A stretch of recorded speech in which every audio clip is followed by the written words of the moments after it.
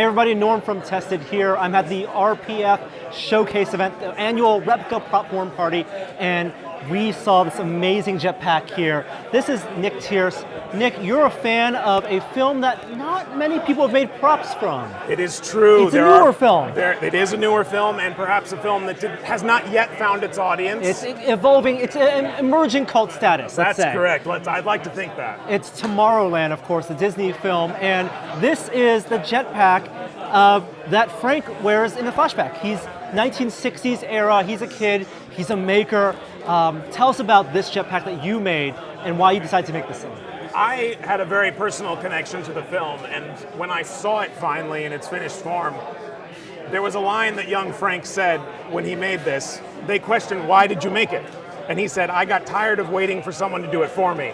And something in my brain clicked, and I said, that's my philosophy, that's my life right there in some ways. I've never made a real jetpack, but I'd like to have this one. And the idea that it was constructed by a 10-year-old boy in a farmhouse out of 2 vacuum cleaners, some fire extinguishers, and various other parts. I wanted to have one on my shelf so that whenever I looked at it, I could feel the same way I did when I saw that movie and connected with it. And so that's what you see here.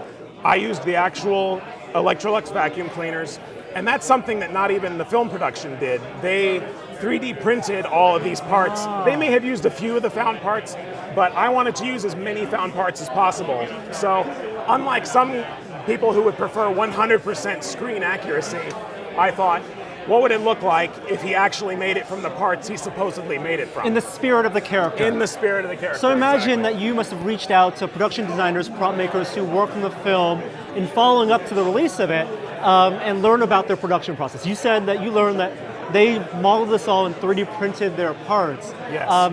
Do you know what their inspirations were and what they were going for and where they sourced their found objects? It's very interesting. And as a Disney fan myself, this was based on a sketch done by Bob Gurr, one of the legendary Disney Imagineers, who they hired to work on the viral campaign leading up to the film.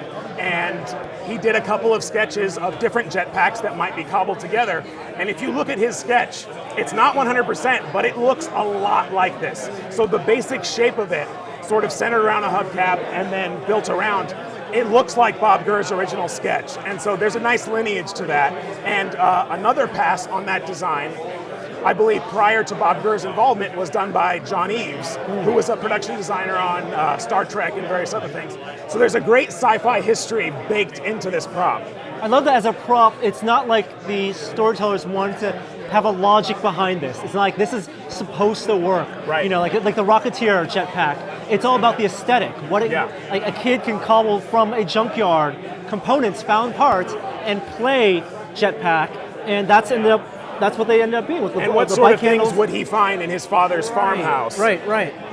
Bicycle handlebars, an automobile seatbelt for the straps, fire extinguisher nozzles that clearly provide some kind of thrust.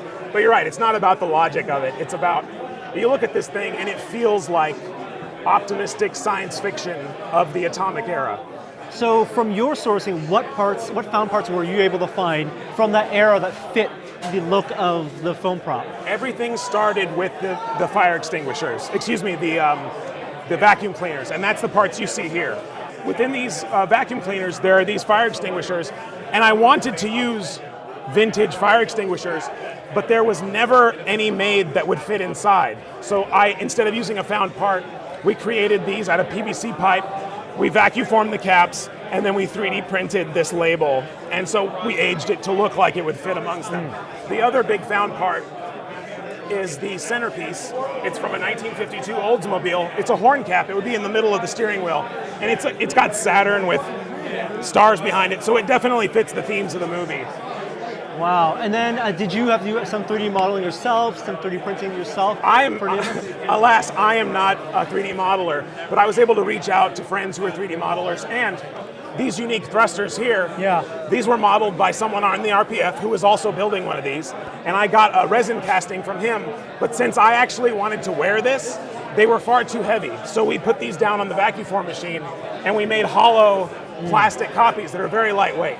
And so this is a collaboration with other RPF members who were sourcing the various found parts and caps and things. So we were all working together to find what the heck they've used to put this thing together. I love that even though you're building something that looks beautiful as a display, you also wanted to make it wearable. And I'm sure you went to like a D23 wearing one of these. D23, Comic-Con, around the release of the movie, we were sort of the only folks walking around representing this film on the stage that is Comic-Con, you know? Right.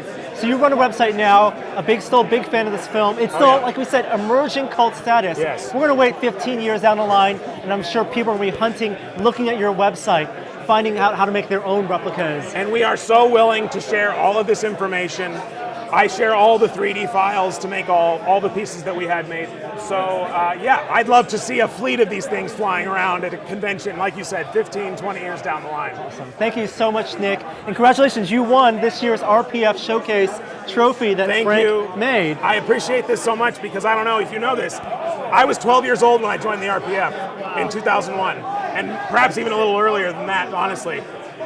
This feels like a culminating moment for me because I'm an old man now, and suddenly the RPF has given something back, and it feels awesome, man, because it's like I was waiting for this prop. You grow up with all the other props, and then one comes along that speaks to your soul a little bit, and you're like, all right, it's resonating on my frequency, you know? And hopefully out there, if you haven't seen Tomorrowland, hopefully the design and look of this replica gets you out there, rent that Blu-ray, watch the film. There's so much great stuff in there. If you did see the film and didn't like the film, you might want to do a little digital digging because some other mysterious fans out there have cobbled together an edit of the movie that you may find superior to the one that was in theaters. There is an obsession going on, of course. Thank you so much, Nick. It's great to meet you. Good to meet you. And we'll have more stuff from the RPF party on Tested. We'll see you next time.